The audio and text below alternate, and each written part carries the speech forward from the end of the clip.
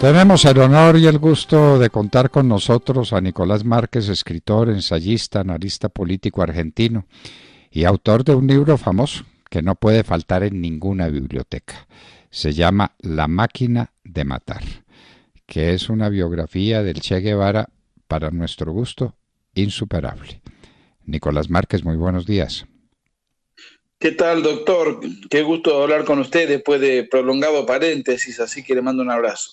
Bueno, sí señor, llevábamos tiempo sin hablarnos y es hora de que usted nos recuerde cuáles son las líneas, los trazos fundamentales de este personaje que usted escribió en una biografía que, repetimos, tiene que estar en la biblioteca de cualquier persona que quiera ser culta o medianamente informada sobre los acontecimientos actuales, porque decíamos que en la Universidad Nacional de Colombia, la universidad más importante del país, no hay un crucifijo en ninguna parte, porque eso sería un atentado al carácter laico de la universidad, pero sí hay una imagen gigantesca del Che Guevara.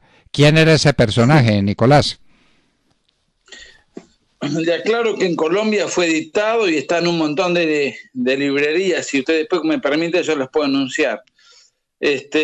Mire, él era si vamos por el principio, él nació en 1928, hijo de una familia aristocrática, tanto por parte de padre como de parte de madre. Tenía un linaje cuyos ancestros habían sido virreyes, uno de Nueva España y la otra de Perú. Así que, ¿qué ocurre? Sus padres habían dilapidado su fortuna, eran ricos venidos a menos. Y eso lo resintió mucho a Guevara, porque él siempre se movía en clubes exclusivos, iba a fiestas de parientes que tenían muy buena posición, y él era el pariente pobre en un mundo de ricos. Tenía un asma feroz, era un gran voluntarista, porque él pretendía llevar adelante cualquier actividad deportiva, incluso de alto impacto físico, como el rugby, y terminaba recostado con el aparatito por el asma que él tenía, porque no podía resistir semejante esfuerzo. Su madre se casó estando embarazada de 6 meses. Ella era muy católica, pero los sectores católicos de la época, tenemos que situarlos en el contexto, le dieron la espalda a raíz de ese episodio, y la madre se resintió contra la Iglesia Católica. Entonces Guevara, el Che, creció en un ambiente resentido con los pobres. El padre de él no tenía ninguna autoridad, vivía en el casino, era mujeriego, y su madre le había inculcado un profundo odio religioso. Yo creo que con todos estos ingredientes él fue creciendo. Luego hay un dato que no es menor: como dilapidaban toda su fortuna, se vivían mudando, pagando de alquiler en alquiler. Cuando no podían pagar el alquiler, se tenían que mudar de casa. Como él era asmático, se fueron a vivir a una zona serrana de la Argentina, que es la ciudad de Córdoba, en las zonas montañosas, que en aquella época se suponía que el asma iba a estar amortiguada, y en 19 años que estuvo allí se mudó 14 veces. Uno dice, bueno, ¿qué tiene que ver esto con la psicología de Guevara? Y bueno, a mí me da para pensar. Guevara nació en Argentina, se hizo ciudadano cubano, se fue a pelear al Congo y murió en Bolivia. Y además, bueno, hay películas y cuadernos en torno a sus recurrentes viajes de turismo aventura como mochilero, ¿no? En uno de estos viajes es cuando él conoce a una agitadora del comunismo internacional, que es Hilda Gadea, una mujer con la cual él se casa y lo vincula con elementos del comunismo latinoamericano. Es así donde él conoce a Raúl Castro y Fidel Castro, que acababan de ser indultados por el gobierno de Fulgencio Batista a partir de un alzamiento que tanto Raúl, Fidel y otros guerrilleros habían intentado hacer al cuartel Moncada de La Habana. Luego, bueno, él se mimetiza, se siente fascinado con Fidel Castro. Yo creo que, esto es una especulación, pero yo creo que él se sintió fascinado por la figura de Fidel, porque era un personaje fuerte, alto, con personalidad, con carisma, que daba órdenes, y él creo que sintió de alguna manera un sustituto de su padre, que era un cero a la izquierda. Él se embarca en la expedición que estaban preparando los cubanos exiliados en México, para tratar de volver a Cuba y desde allí plantear una guerrilla rural. Se embarca como médico de la expedición porque él había estudiado medicina y supuestamente, porque esto está en duda, se recibió de médico. Pero finalmente no ejerció nunca la medicina en ese cónclave guerrillero, se convirtió en un guerrillero más y llegó a comandante. Lo curioso del caso es que el tiempo, en el año 1956, cuando van Castro, Guevara, Raúl Castro y muchos otros que estaban allí, Camilo Cienfuegos, cuando llegan a Cuba y se internan en la Sierra Maestra, ahí, bueno, empiezan a reclutar campesinos, empiezan a amplificar un poco su base, y a Che Guevara en un momento determinado, por su arrojo, Fidel Castro lo nombra como comandante de una de las columnas. Ahora, lo particular de Guevara es que cuando él veía alguna indisciplina, algún gesto de sospecha, algún gesto que desdeñoso o que a él le generaba de alguna manera animaversión, lo que hacían era atarlos a un palo, frecuentemente a un árbol, con las manos todo maniatado, y los fusilaban. Ese era el mecanismo de sanción a todo aquel que no se subordinara cabalmente a lo que Guevara decía que había que hacer. Y estando en Sierra Maestra, él comete, y esto lo confiesa él en su diario en Sierra Maestra, que comete 14 fusilamientos, que los comete él dispara. En sus cartas a su madre y a su padre son de un fanatismo, son de una desmesura, de un odio al que piensa distinto, que realmente son tenebrosas las cartas de Guevara. Yo en mi libro las rescato porque ponen de manifiesto una personalidad enfermiza, tremendamente resentida. Y bueno, finalmente, después de estar casi 3 años en la sierra, llegan a tomar el poder, pero mucho más por circunstancias políticas que por circunstancias militares. Circunstancias políticas que ahora sería muy largo de explicar, pero la realidad es que hasta la propia guerrilla de Castro fue apoyada por Estados Unidos. Hay videos en internet, en YouTube, en donde está Fidel Castro hablando y diciendo que no somos marxistas, somos democráticos, somos liberales, nosotros lo que queremos es institucionalizar un país que está corrompido, incluso en inglés lo dice. Eso está en YouTube. Uno pone Fidel Castro anticomunista y aparece todas sus alocuciones. Él engañó no solamente a la comunidad internacional, sino a los propios cubanos, porque los cubanos lo veían con simpatía a él, porque estaban cansados del gobierno de Fulgencio Batista y veían un grupo de jóvenes que aparentaban tener buenas intenciones. Si ellos hubiesen manifestado que eran comunistas, no hubiesen conseguido un solo apoyo, porque el Partido Comunista en Cuba no tenía ni un diputado. Era un partido reducido a la insignificancia, no tenía ninguna representatividad y ningún predicamento. Entonces, ellos nunca dijeron que eran comunistas porque de ser así no hubiesen contado con el apoyo de la población. Y si no hubiesen contado con el apoyo de la población, tampoco hubiesen contado con el apoyo de la comunidad internacional y entonces no hubiesen ganado nunca, nunca hubiesen llegado al poder. Cuando llegan al poder y la revolución gira hacia un costado comunista, muchos se van, otros escapan, otros son fusilados.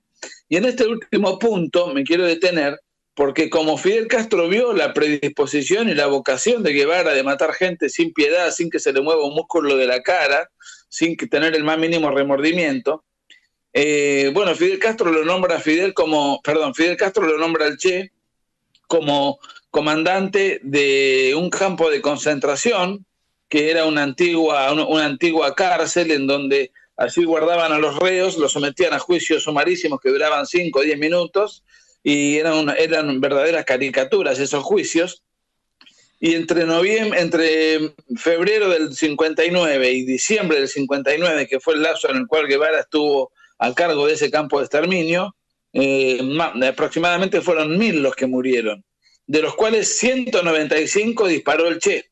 O sea, de esos 1000, más o menos el 20% disparó el Che materialmente, lo cual nuevamente pone de manifiesto lo que decía hoy, ¿no? Una personalidad enfermiza y muy cruel, porque ni siquiera le daba órdenes a terceros a que fusilen, lo cual ya sería un drama dramático y sanguinario, pero directamente lo fusilaba él. Y eso duró un año. Después, eso cuando, digamos, duró un año en ese campo de concentración. Los campos de concentración existían en todo Cuba, en todas las provincias. Después, otro campo de concentración que Guevara diseñó por entonces era un campo de concentración en la península de Guanacavives, en donde allí se confinaban a homosexuales, porque había una consigna muy propia de las mentalidades totalitarias que decían que un homosexual no puede participar del hombre nuevo socialista. Ellos creían en el hombre nuevo socialista y creían que la revolución iba a perfeccionar ese defecto que ellos consideraban, ese desvío burgués, y entonces para curarlos, entre comillas, los sometían a un año completo de trabajo forzado. La consigna era: el trabajo os hará hombres, y el lema famoso de Fidel Castro es: la revolución no necesita peluqueros. Este campo lo diseñó Che Guevara, después se masificó con políticas públicas que partían del Ministerio del Interior. Y el Che Guevara, bueno, cuando termina su vocación homicida en el campo de concentración, etcétera, Fidel Castro lo nombra presidente del Banco Nacional de Cuba. Hizo un desastre tras otro. Él no tenía la menor idea de lo que era un cheque, no tenía la menor idea acerca de asuntos financieros. Sin embargo, su voluntarismo lo colocaba en cualquier lugar, y él creía que con la sola voluntad podía llevar adelante cualquier emprendimiento exitoso. Como esto fue un fracaso, duró más o menos un año, Fidel Castro lo nombra ministro de Industria. ¿Cuál es la industria principal de Cuba? El azúcar. El desastre que generó fue tal que Fidel Castro le creó paralelamente el Ministerio de Azúcar y le quitó el manejo del azúcar a Che Guevara. Y además Fidel Castro lo mandaba permanentemente a Che Guevara a hacer, a recorrer el mundo para sacárselo de encima. Y, digamos, él también parodiaba o por lo menos intentaba ser un diplomático, una suerte de canciller itinerante. Bueno, finalmente acá hay un episodio clave, que es la famosa crisis de los misiles, en donde de repente es un caso famoso, que en ese momento en la Unión Soviética gobernaba Nikita Khrushchev. Raúl Castro y Fidel Castro logran convencerlo de que coloquen misiles en la isla de Cuba, apuntando a Estados Unidos. Y esto tenía una razón tecnológica. Estados Unidos podía desde Washington lanzar un misil que cayera en Moscú. Los rusos no tenían esa tecnología. Entonces necesitaban tener un lugar bien cercano para poner sus respectivas armas, cohetes, etcétera, para compensar esa debilidad armamentística. En Estados Unidos gobernaba Kennedy, que era un hombre inexperto y cometió muchos errores durante ese lapso. Casi nos vamos a la Tercera Guerra Mundial. Y finalmente los rusos decidieron sacar los misiles, hicieron una suerte de negociación, sacaron los misiles y volvieron a la Unión Soviética. Fidel Castro aceptó la quita de los misiles, y si no aceptaba, no importa, porque los que mandaban ahí eran los soviéticos, que en definitiva estaban financiando la Revolución Cubana. Entonces, para el Che Guevara esto fue una traición brutal. Y para Fidel Castro no fue ni más ni menos que un paso táctico, porque él era un político de raza y el Che Guevara era un fundamentalista de raza. Entonces Fidel Castro aceptaba pactos, aceptaba, a ciertos zigzagueos políticos, y el Che Guevara ninguno. El Che Guevara era alguien con un arrojo, con una ceguera, con un fanatismo que consideró eso un oprobio. Y de hecho armó una marcha bajo el lema: ni quita, mariquita, lo que se da no se quita. Y esto lo distanció mucho de Fidel Castro. Creo que fue el primer punto de inflexión que generó una ruptura, en donde Che Guevara ya no tenía nada que hacer en Cuba. Entonces se va a pelear al Congo belga. Previamente se reúne con Mao Zedong para conseguir su apoyo. Mao Zedong no se lo da.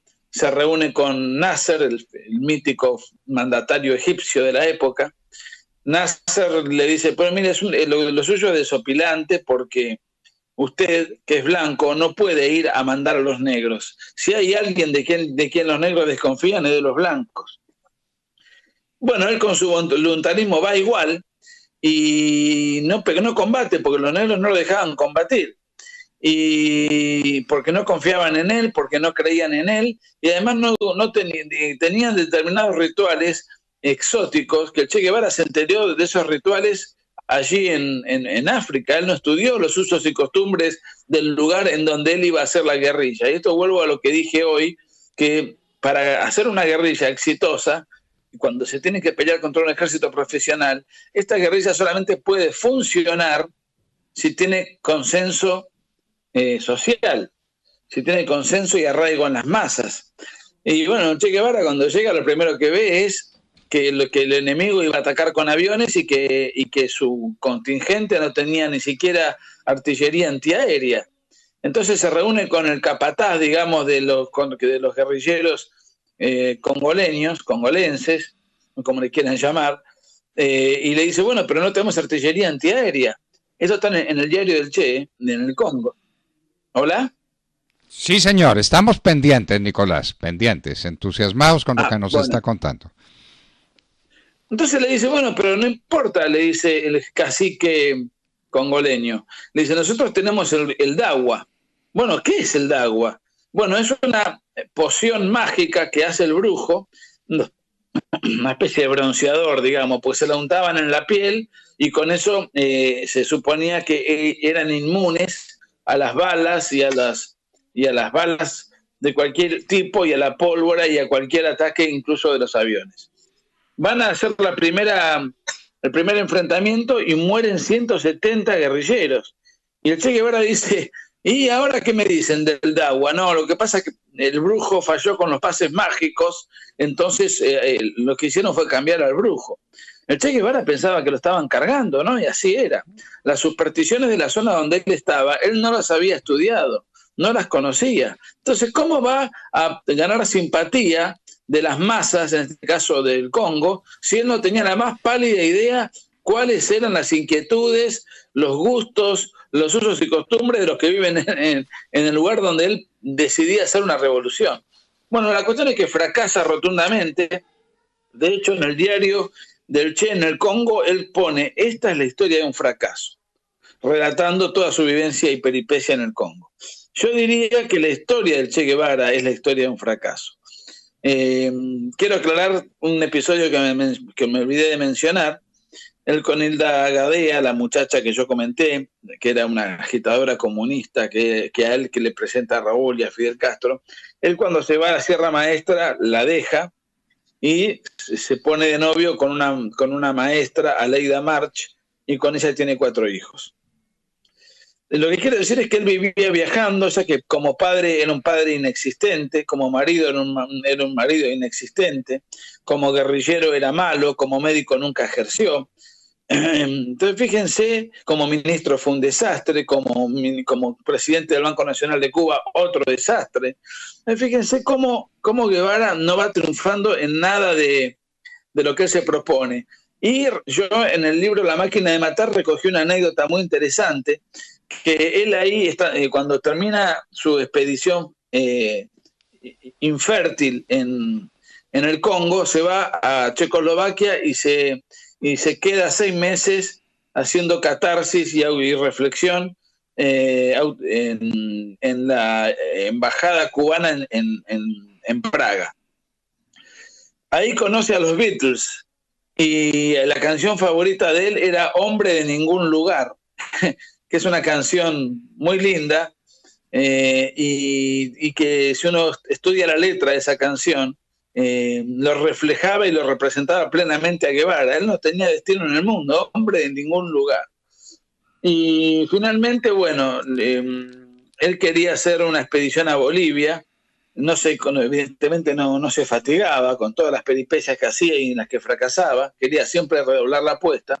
Y Fidel Castro, que ya no confiaba en el Che, dijo, bueno, tráiganlo, porque prefiero tenerlo acá controlado a que me haga cualquier tropelía en cualquier lugar que él quiera llevar a cabo un emprendimiento y quedemos nosotros pegados. Entonces se lo lleva a Cuba hizo toda un trabajo de inteligencia muy bien logrado. Che Guevara pelado, con la cara, digamos, totalmente cambiada, transformada, con los pómulos transformados, con los dientes transformados, todo para que sea insospechable que Guevara estaba viajando de avión en avión. Tenía que ser todo súper secreto. Cuando llega a La Habana, le preparan una serie de guerrilleros muy en su temple para desde ahí ir a Bolivia. Viajan a Bolivia. Acá es interesante porque no pudieron reclutar a un solo boliviano. Fueron al sur de Bolivia, en la península en una selva, la selva de Ñancahuazú. Es ahí donde, que es una selva donde hay muy poca comida, muy pocos habitantes, es un lugar muy poco propicio para agitar a las masas y hacer una revolución. Otra vez Guevara haciendo peripecias sin estudiar cuáles eran los lugares, digamos, óptimos o más amables como para llevar adelante un emprendimiento de estas características. Él no consiguió ni siquiera el apoyo del Partido Comunista Boliviano. Fue un desastre, otro desastre, en donde mataron ellos 49 personas entre campesinos y soldaditos bolivianos, todos de muy baja condición. Y hay una cosa que a mí me interesa mucho, que tiene que ver con lo que yo decía hoy respecto de su viaje al Congo. No tenía la menor idea cuáles eran los gustos y costumbres del lugar donde iba a hacer la revolución en Bolivia. Un poco el objetivo de él, porque esa zona estaba cerca de la Argentina, era hacer un foco guerrillero y desde ahí llegar al norte de la Argentina para empezar una revolución en Argentina. Un disparate, porque Argentina en esa época era un país muy urbano, muy urbanizado, con una clase media pujante. Estamos hablando del año 66, 67. Bueno, ese foco fracasa rotundamente. Y en un momento determinado, ya con el asma brutal que tenía, sin comida, harapiento, perdido en la selva, tirando tiros al aire, sin haber reclutado un solo campesino, lo detienen. Pero me olvidé de una anécdota. Cuando ellos veían que no podían reclutar a ningún campesino, Guevara les dice: miren, hagamos una cosa, estudiemos guaraní para poder contactarnos con las masas y de esa manera convencerlos de que se sumen a nuestro contingente, explicarles cuál es nuestro motivo. Bueno, después de estar estudiando guaraní y tratar de comunicarse con las masas, no se podían comunicar con las masas porque en los pueblos donde ellos iban a predicar se hablaba quichua. Entonces, él no tomó ni siquiera la precaución de saber estudió lo que no era. Había. ¿Cómo? Estudió lo que no era, Nicolás. Pero bueno, pero eso pone de manifiesto la locura de alguien que se arroja, que se embarca en cualquier experimento sin tener la más pálida idea hacia dónde va. Y sin embargo lo tienen como... La paradoja es que, por lo menos en Argentina, pero calculo que es un aforismo mundial, cada vez que se habla del Che Guevara hay una frase que lo secunda que dice: hasta la victoria siempre. Y no tuvo nunca una victoria. Es una cosa bastante curiosa. Cuando lo detienen, lo tuvieron 2 días, lo interrogaron, y acá hay una cosa muy, muy interesante. Estados Unidos, que había mandado Rangers, estaba la CIA también, porque se habían enterado de que estaba Che Guevara allí. Cuando lo detienen, Norteamérica lo quiere llevar al Che Guevara vivo a Panamá, demostrarle que que Fidel Castro lo había abandonado, y de esa manera presumían que por despecho, ante la evidencia incontrastable de ese abandono, por despecho, el Che Guevara iba a contar muchas cosas de Fidel y muchas cosas de la Unión Soviética. Sin embargo, los bolivianos dijeron no. Él vino acá como un invasor con mercenarios cubanos a cambiar nuestro estilo de vida. Por consiguiente, nosotros no lo vamos a entregar y lo vamos a fusilar acá. Hicieron eso, lo mataron, lo fusilaron se me hizo una laguna, el 8 de octubre, creo, del año 1967. Y desde entonces se convirtió en una especie de fetiche, en una especie de logotipo comercial para consumo del burgués de manual del occidente capitalista, ¿no? Muy propio del progresista de clase alta, tener un auto con una calcomanía del Che, tener una remera con la imagen del Che, ir a marchas del orgullo gay con la cara del Che, cuando la realidad es que el Che Guevara precisamente no sentía simpatía alguna por los homosexuales, todo lo contrario. Hay una marcha ecologista y van ahí tranquilos con sus banderas y la bandera de Guevara. Uno va a una cancha de fútbol y ve las banderas de los equipos de fútbol, los colores de su equipo, pero con el centro la bandera de Che Guevara. Entonces, yo llegué a la conclusión de que los guevaristas no le hicieron a Guevara, porque si supiesen quién ha sido Guevara, no serían tan idiotas útiles de exhibir a un personaje de estas características. Así que creo que haber hecho una suerte de mini biografía de este sujeto tan negativo y tan lamentable para la libertad y como emblema de Occidente, no tiene nada que ver, es precisamente lo que él quería atacar, era los cimientos de nuestra civilización. Ojalá estos muchachos de la Universidad Nacional leyeran el libro de Nicolás Márquez, La máquina de matar. ¿Dónde se consigue aquí en Colombia, Nicolás? ¿Quién lo está distribuyendo? ¿Cómo? Ya está en la Librería Nacional, en la Librería Lerner, en la Librería Busca Libre, en la librería de la Universidad Nacional, en el Fondo de Cultura Económica y en Hipertexto. Ahí me pasó el dato la persona que se encargó de la fundación, la organización que se encargó de publicarlo, y es exactamente la misma edición que la que edité en Argentina, que La máquina de matar, es exactamente igual. Bueno, ¿cuántas ediciones se han agotado de este libro maravilloso? En Colombia no lo sé, en Argentina hemos hecho muchas ediciones. En Argentina hemos hecho muchas ediciones. No tengo ahora el número exacto, pero pongamos que se han hecho 4 ediciones. Fácil.